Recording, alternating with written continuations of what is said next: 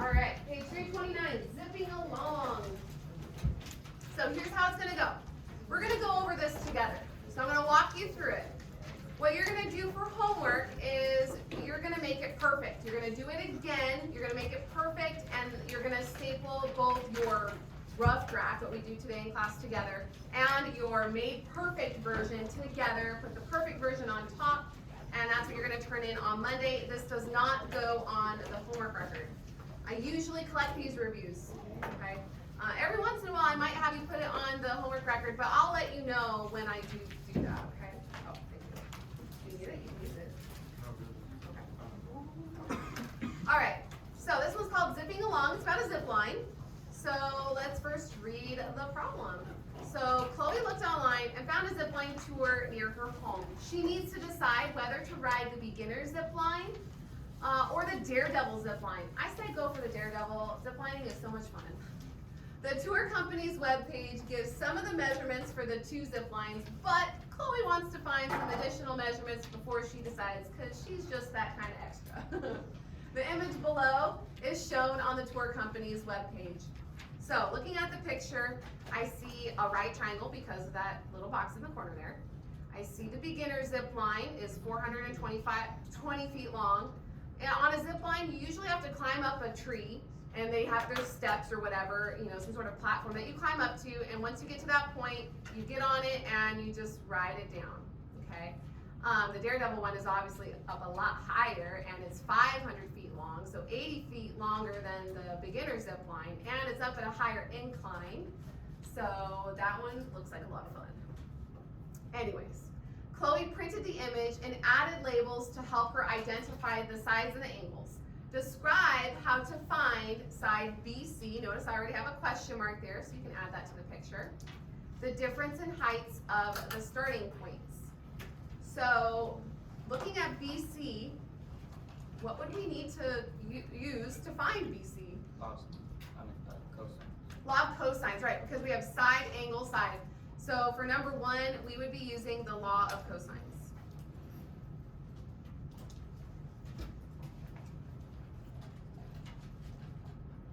Law of cos, okay? That's what we're gonna need to use to find BC. All right, for number two, we need to find each of the following measures and round our answer to the nearest whole number. So no decimal points, it's just gonna be to the nearest whole number or degree, okay? So we're actually gonna find BC now. That's the first thing they want us to find. So on our separate sheet of paper, so we don't have to keep flipping back and forth, let's redraw this picture. And sometimes when you redraw something, it also helps it sink in that much more. So I'm gonna draw the right triangle. She has it labeled A, B, D. Then there's the beginner zip line from angle A, hits BD at point C. A to C is 420 feet long, that's the beginner zip line. There's part of angle A, the top part of it is 20 degrees. And then from A to B, that's the Daredevil zip line, that is 500 feet long. And that's all we know. And for number two, part A, they want us to find the length of BC. I like to write down what we're looking for so I know what my goal is so I don't forget, because we forget sometimes. We get so into the problem, we're like, well, what was I trying to find? You know, so it's helpful if you write it down. All right, so BC. Now, since it's across from angle A, I'm just going to call it lowercase a. And we're going to use the law of cosines like we just said in number one. We're using law of cosines to find A, because that's the only thing that we can use based off the given information.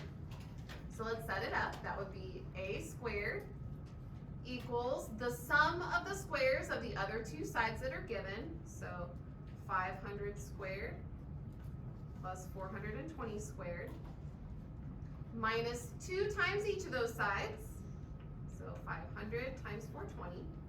Oops. And then cosine of the angle in between, which is a 20-degree angle. My 420 looks weird. All right, and then we just have to clean this up before we take it to our calculator, although I am going to use the calculator to help me clean it up. 500 squared plus 420 squared is a really large number.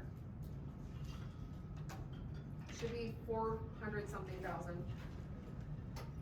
400 squared plus 420 squared is 426,400.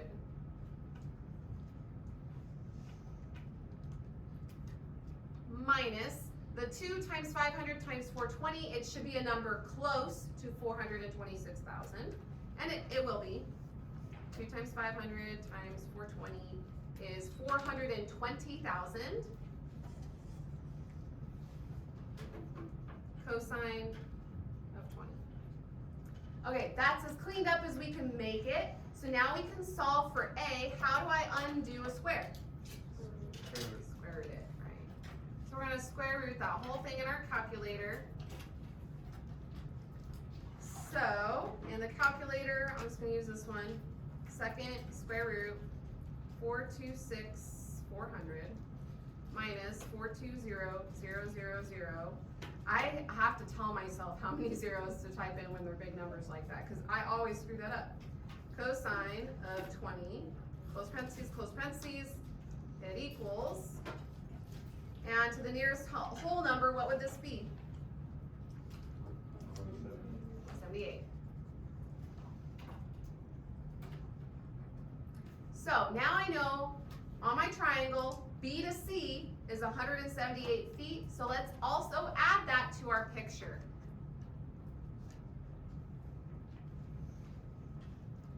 So it's important to draw a good sized picture so that you can add a bunch of stuff to it and it doesn't look too muddled. I'm questioning how big I wrote mine. I think I should have drawn it a little bit bigger, but that's okay. All right, now let's move on to part B. If you look at number 2, B, it says to find the measure of angle B. So measure of angle B equals question mark. That's our next question. Where is angle B? Well, that's up here. The big angle up there. Okay. Well, if I had the other part of A, since I know that this is 90, I would have enough to find B without any trick, but I don't have the other part of A, so I can't do that. But I can use this triangle right here, ABC, triangle ABC, because I know this side A, we just found it, I can use a law to find angle B. Which law should I use? Sines.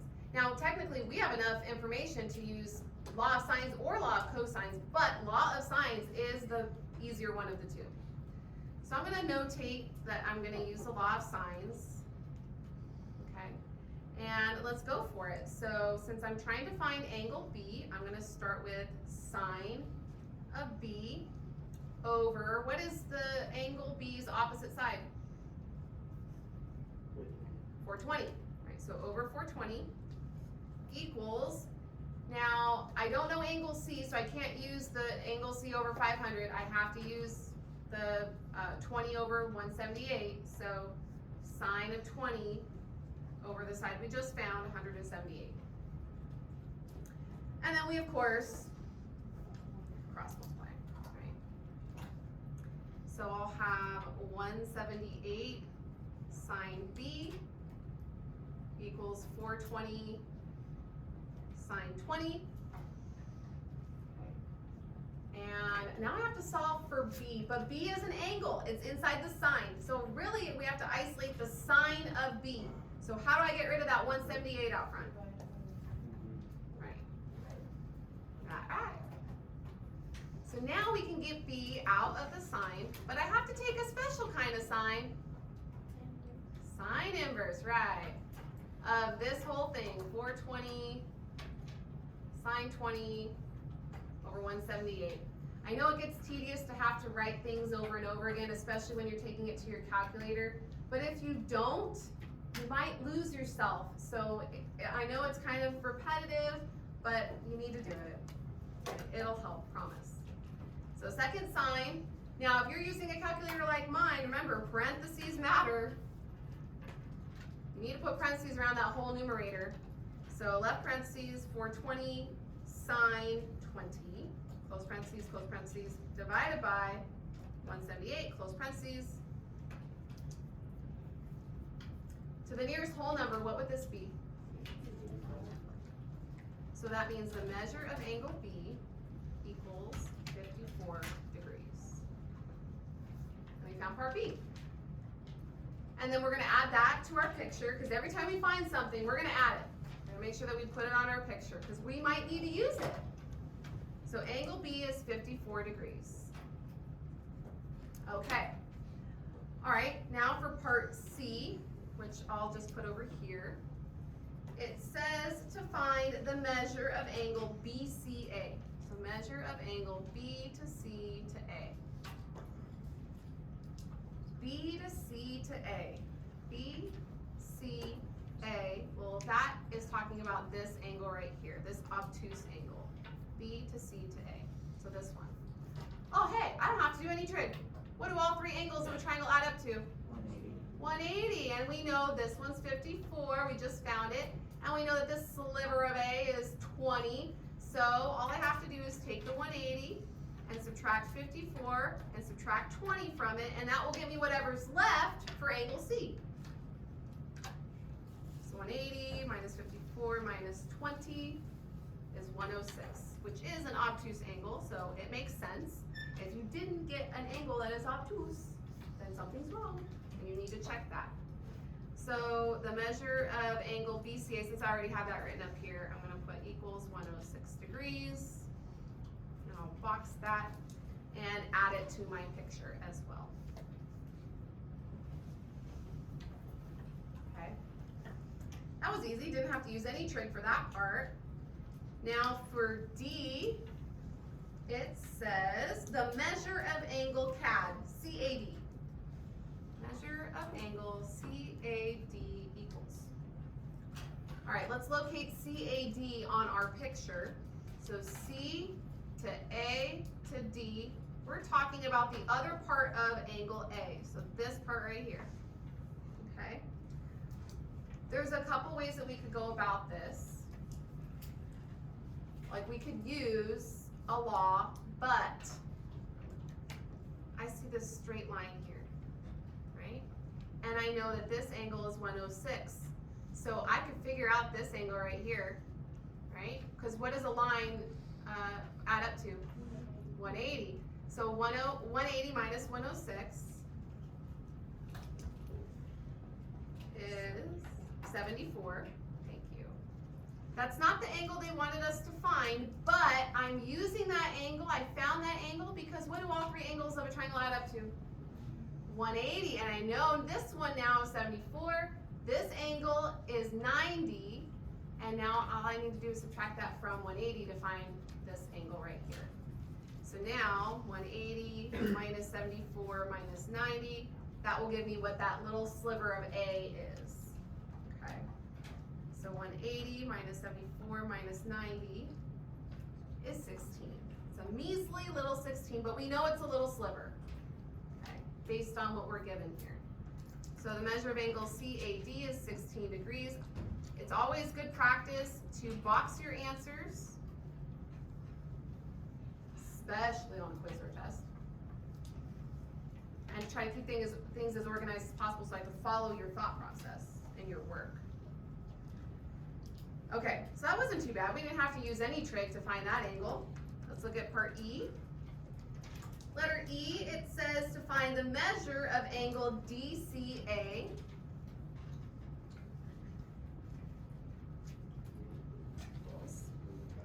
So D to C to A, oh wait, we already found that. How many degrees is it?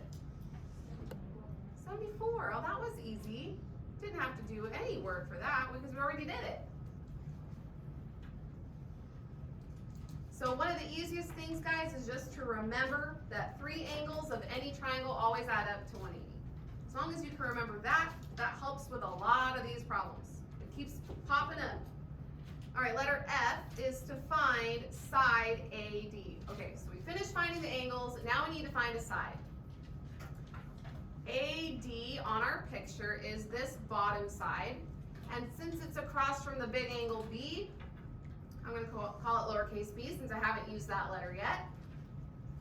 Okay, and let's see, how would I solve this? Well, I have that angle, 54 degrees, I have B. On the big triangle, I have this 500-foot side, but what's its angle across from it? Ooh, we can use the 90-degree angle. Don't be afraid to use the 90. You can use it. So what law can I use? Sines, right. So let's use that law of sines. So we're going to have the sine of, well, across from side B is the angle B, 54 degrees. So sine of 54 over B equals, remember we're using the 90-degree angle, so sine of 90 over 500.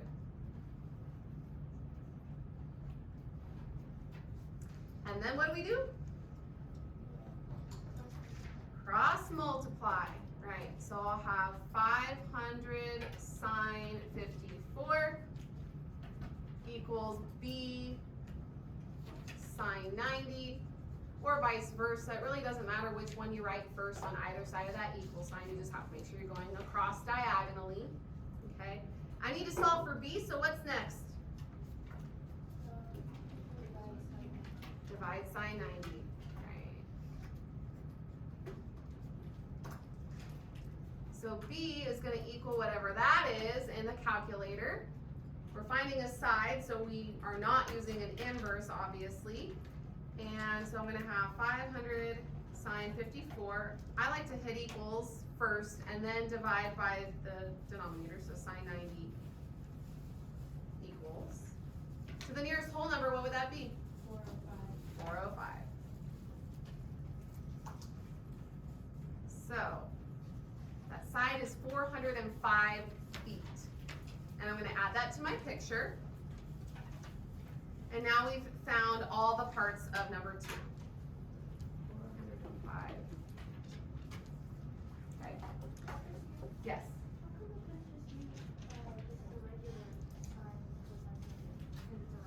You could. That's another way. Yeah. There's more than one way to approach a lot of these problems. So whatever you think of first, whatever you notice first, you can use. She's right. We have a right triangle in here, so you can use Sohcahtoa. You totally can. You have enough information to do that. Okay. Whatever is easier or what comes to you first. There's not just one correct way. There's multiple ways. And that's what makes these kind of challenging because everyone's going to think of something different. All right, so for number 3, it says, if you look at it with me, what is the height of the starting point of the beginner's zip line, CD?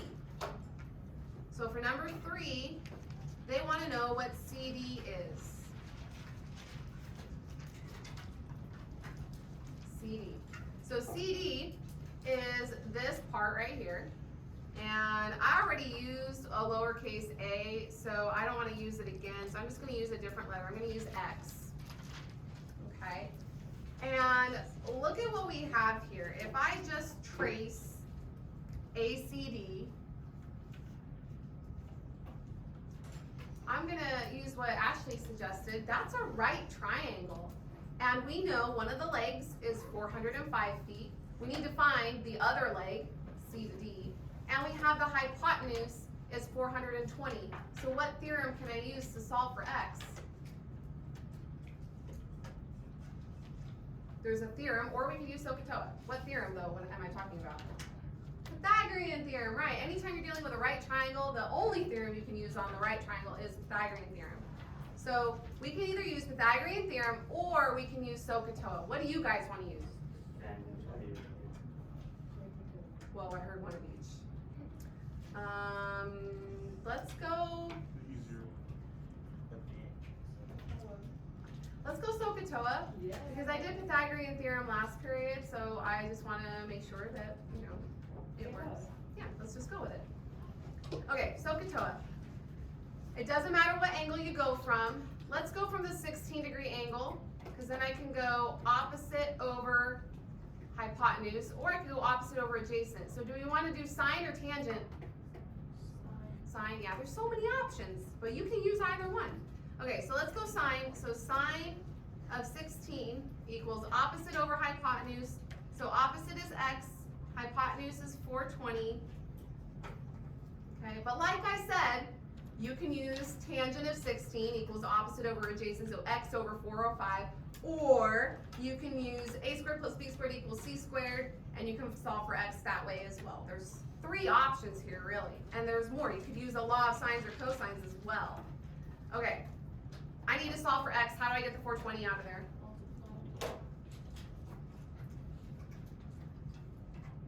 So x is going to equal whatever 420 sine 16 is. Make sure your calculator is in degrees. Bless you. 420 sine 16 is approximately, to the nearest whole number, 116. Okay. Just to make sure that that's what I got on here. Yes, CD is 116. So yeah, guys, any of these methods work. You could have used the tangent, opposite over adjacent, so x over 405 instead. You could have used Pythagorean Theorem. You could have used a law of sines. I think you also could have used law of cosines. You have enough information for a bunch of different things. Okay. So that's CD. So let's add that to our picture. Just gonna slide this over. So that's 116 feet. Okay, so there's CD. Now, for number 4, it says, what is the height of the starting point of the Daredevil zip line, B to D? Oh, B to D, that's this whole thing, but don't I have the pieces of it? What can I do with these 2 pieces? Add them up, that's it. So for number 4, we need to find BD, so let's write that down. BD equals, and we have to take the 178, add it to the 116, because those are pieces of the whole segment, and that adds up to what? 294. So BD is 294 feet. Okay, and then we'll add that to the picture. So when I have pieces of a whole segment labeled on my picture, what I do is exactly what I wrote up here, this little squiggle line. It's like a squiggly bracket. And I use that to show the whole side. It doesn't need to be perfect, okay? It doesn't have to be a squiggle bracket. You can use straight lines and arrows to show that that whole side is 294 if you don't like the squiggle. It's up to you. Whatever you can draw neatly and it makes sense, okay? So that was number 4. Number 5, it says, let me just pull it out so we can read it together. It says, what is the height of the starting point, or sorry, that was number 4. To prepare for a zipline adventure, Chloe's father will help her build a smaller zipline in their backyard. She's got a cool father, that's pretty cool. Chloe made a model of her zipline. So looking at her model, we have a triangle. She has an altitude with a base B, a point W, an ending point E, a starting point S, a support beam, and then the zipline itself. Okay. In Chloe's model, the height of the starting point, SB, is 8 inches. Okay, so before we move forward, since we're using a separate sheet of paper to show our work, let's draw this model on our paper. So just copy it down. I'm going to use the back side because I'm out of room now. I'm going to try to draw a triangle similar to hers. Okay, and she has it labeled ending point E to starting point S to W, and then there's also an altitude, 90-degree angle, and that is at point B. And I'm gonna label this side, this is where the zip line is, the important part of it, so there we go. Okay, so now I'm just gonna read off of what she's giving. So it says in Chloe's model, the height of starting point SB is 8 inches, so S to B is 8. Okay. And E to B is 12.5. E to B is just this piece, E to B, 12.5. So to show that it's that 12.5 only goes from E to B, I like to do this with the arrows to show it's just that part from E to B. It's not necessary, but I like to do that to be very clear with my intentions on that. It says determine the angle from ending point E to the starting point. So this is the angle they want us to find. I'm going to mark it. Show your work round to the nearest degree. All right, I want to point something out here. Because of that altitude that she has drawn in her model, we have a right triangle in here. And we know two of the sides, one of them is 12.5, one of them is 8. And we can use some things to find angle E. Let's see. I have enough to use Sohcahtoa, or we can use Pythagorean Theorem and then use a law to find angle E. But Sohcahtoa is probably going to be the easiest way to go because I don't need to find anything extra. Across from E is the side that is what? Opposite. And this side that's 12.5 would be adjacent. So which one? Tangent, right? So this is number 5. Yeah, 5. We're finding the measure of angle E. That's what's in question here. And we're going to use Sohcahtoa. So we're going to take the tangent of E equals opposite over adjacent, so 8 over 12.5. So to solve for E, since it's an angle, I have to get it out of the tangent by taking a special kind of tangent, which is inverse. So tangent inverse of 8 over 12.5. Okay. So to do that, you have to hit the second button on your calculator, second tangent, 8 over 12.5 equals, and everyone should get to the nearest whole number, what number? 33. So E, the measure of angle E, is approximately 33 degrees. Okay, so I'm going to label that on my picture. Now, if you use another method, I just want to point this out there. I originally used a different method. I used Pythagorean Theorem to find the hypotenuse, and then I think I used a law of sines or cosines, probably law of sines to find that angle, and I ended up getting 32 degrees. So when you use another method, it does put it off a little bit because we have to round, okay? But as long as it's close, that's all I care about. I'm not looking for super exact because we're rounding. Everyone's going to have a different rounding system, especially if we went with different methods. All right, number 6, let's go back to the paper, says if the measure of angle W is 75 degrees, I want to add that to my picture. Angle W is 75 degrees. And it also says that SW is 8.3 inches. S to W is the support beam, so 8.3 on that support beam. And then it says EW is 14.4 inches, so E to W, that's the bottom of this triangle. So that's this whole bottom. So I like to do my little squiggle line, 14.4 inches. Okay. It says, what is the area? So for number 6, we're finding the area of the triangle. Okay. And we can find the area of this whole triangle. The whole triangle is not a right triangle, so we have to use the trig version, which will be 1/2 times each of the sides and an included angle, sine of the included angle. Okay.